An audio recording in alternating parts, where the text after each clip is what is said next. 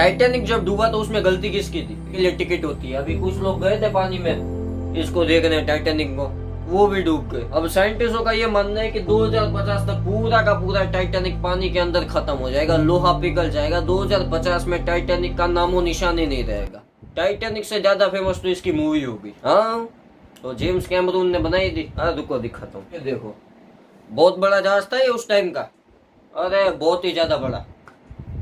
1912 पहली बार ये अमेरिका जा रहा था, रास्ते में मैं मिल गया। टाइटैनिक जानते हो ना, ये डूब गया था। ये देखो, ये वो आइसबर्ग था जहाँ पे वो टाइटैनिक टकरा गया था 1912। ये जब डूबा था ना, इतना फेमस नहीं हुआ था, लेकिन जो इसकी मूवी थी वो बहुत ही ज्यादा फेमस हो गई। 1997 जेम्स कैमरून ने बनाई थी टाइटैनिक। अभी शुरुआत में तो वो पिक्चर चली नहीं बिल्कुल, मतलब ऑलमोस्ट ये बात कंफर्म हो गई थी कि टाइटैनिक मूवी नहीं चलने वाली, फ्लॉप हो चुकी है। लेकिन धीरे धीरे धीरे धीरे धीरे धीरे लोगों को इंटरेस्ट आने लगा। एक टाइम ऐसा है कि लोगों को ये मूवी इतनी पसंद आई, लोगों ने इतना देखा कि वो जो थिएटर में सीढ़ी होती थी ना टाइटैनिक की, वो घिस गई थी। ये देखो, ये रहा टाइटैनिक, यहाँ पे डूबा हुआ है आज भी। अभी इसको निकालने में भी एक समस्या है, मतलब आज भी टाइटैनिक यहाँ डूबा हुआ है। 1912 में अपनी पहली बार में अनसिंकेबल डूब गया था, इसको नाम दिया गया था अनसिंकेबल। प्रॉब्लम पता है क्या हुई? यहाँ के जो कैप्टन थे ना, उनको थोड़ा ओवर कॉन्फिडेंस था। अरे अनसिंकेबल है, हम नहीं डूब सकते। मतलब कैप्टन को ये दिखाना था कि टाइटैनिक सिर्फ अनसिंकेबल नहीं है, ये बड़ा जहाज नहीं है, ये बहुत ही स्पीड से चलने वाला जहाज है।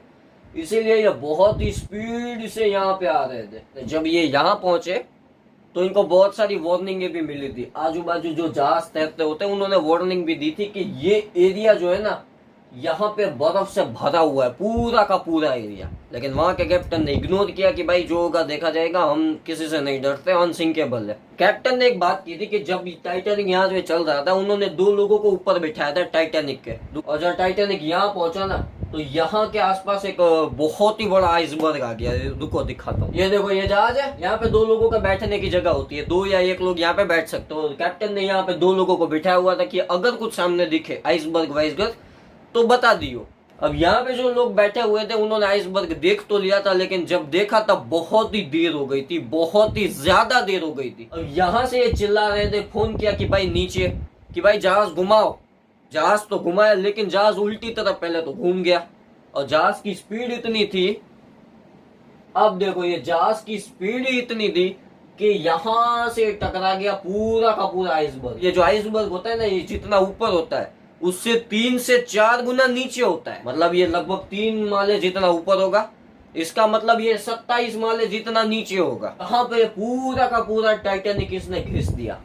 अब टाइटैनिक में हो गया हॉल, तो ये जमीन के अंदर ये जो टकरा हुआ था, ये बहुत ही डेंजर टकरा हुआ था। देखो ये जहाज के कैप्टन थे, ये मतलब ओरिजिनल कैप्टन थे, और ये मूवी में बनाए हुए कैप्टन थे डुप्लीकेट। इनका बहुत ही बड़ा अनुभव था, ये बहुत ही एक्सपीरियंस कैप्टन थे। ये लगभग 65 साल के हो गए थे, और ये इनका आखिरी सफर था। इसके बाद मतलब ये रिटायर होने वाले थे ये शिप विप के काम से। अब इनको बोला गया था कि जितना हो सके उतनी स्पीड में जहाज को अमेरिका पहुंचाओ। तो उसी रास्ते से स्पीड में अमेरिका तक पहुंचना बहुत ही मुश्किल काम है, तो रहने दो। लेकिन इनको पैसों का लालच दिया गया, और इनको नाम और फेम का लालच दिया गया कि भाई तुम 65 साल की उम्र में अब तक क्या करोगे। तो इन्होंने कहा चलो ले लेते हैं रिस्क। ये भी चल पड़े बहुत ही रफ्तार से। ये देखो काले काले दिख रहे हैं। आइसबर्ग से जब टक्कर हुई तो इनको पता चल गया कि भाई गयो, अनसिंकेबल जहाज गयो, हो गया काम। अब जैसे इनको पता चला, इन्होंने कहा कि भाई जितने भी लोग हैं उनको सेफली हमें निकालना पड़ेगा। पहले तो लाइफ बोट्स बहुत ही ज्यादा कम थी, बहुत ही रेयर थी। एक लाइफ बोट में कम से कम 30, 40, 50, 65 लोगों की जगह थी, लेकिन उसमें सिर्फ 2 या 3 लोगों को नीचे उतारा गया, वीआईपी को, ताकि उनको कोई तकलीफ ना हो। हाँ, जब टाइटैनिक डूबा वो बिल्कुल ऐसा हो गया था। ये देखो कुछ ऐसा हो गया था, ये मतलब पूरा का पूरा ऐसे खड़ा हो गया था टाइटैनिक। पूरे टाइटैनिक में लगभग 2000 लोग थे, जिसमें से 1500 से 1600 लोग मर गए, क्योंकि जब जहाज डूबा पहले तो सारे लोगों को लाइफ बोट्स में भेज दिया गया। अब लाइफ बोट जैसे ही खत्म हो गई, उनको जैकेट दिया गया, मतलब जिसमें पानी में डूब नहीं सकते आप, वो वाला जैकेट दिया गया। अब यहाँ तक तो सब कुछ ठीक था, लेकिन अब जहाज डूबेगा, ठीक है, तो अब आप तैर तो सकते हो, लेकिन पानी यहाँ का इतना ठंडा था, इतना पानी ठंडा था कि लोग ठंड की वजह से मर गए। -2 या 3 डिग्री टेम्परेचर था, मतलब 0 डिग्री में पानी बर्फ बन जाता है। टाइटैनिक से ज्यादा फेमस तो इनकी मूवी हो गई टाइटैनिक। अब लेनार्डो साहब इनकी बहुत बड़ी फैन फॉलोइंग है, पूरे वर्ल्ड में इनका नाम है मूवी बनाने में पहले से ही। हाँ, ये अच्छी मूवी बनाता है वैसे। और इनके साथ वो रोज डॉसन, रुको उनका भी फोटो होगा। ये देखो, इन दोनों की मूवी ने बहुत ही ज्यादा धूम मचा दिया, और ये मूवी भी उतनी अच्छी थी, लोगों को बहुत पसंद भी आई थी। टाइटैनिक से ज्यादा फेमस इनकी मूवी हो गई, क्योंकि टाइटैनिक पहला तो जहाज था नहीं डूबने वाला, ना तो आखिरी था। टाइटैनिक से पहले और उनके बाद भी बहुत सारे जहाज डूबे होंगे। टाइटैनिक जब डूबा तो उसमें गलती किसकी थी? वैसे तो बहुत लोगों की आप गलती कह सकते हो, अल्टीमेट गलती आप कैप्टन की कह सकते हो, क्योंकि पूरे शिप की जिम्मेदारी उनकी होती है कि उनको सेफली लोगों को वहां तक पहुंचाना होता है जहां तक उनको जाना है। और आज टाइटैनिक पानी में डूबा हुआ है, ये देखो, आज टाइटैनिक पूरा का पूरा पानी में डूबा हुआ है। अब इसको देखने के लिए टिकट होती है। अभी कुछ लोग गए थे पानी में इसको देखने, टाइटैनिक को, वो भी डूब गए।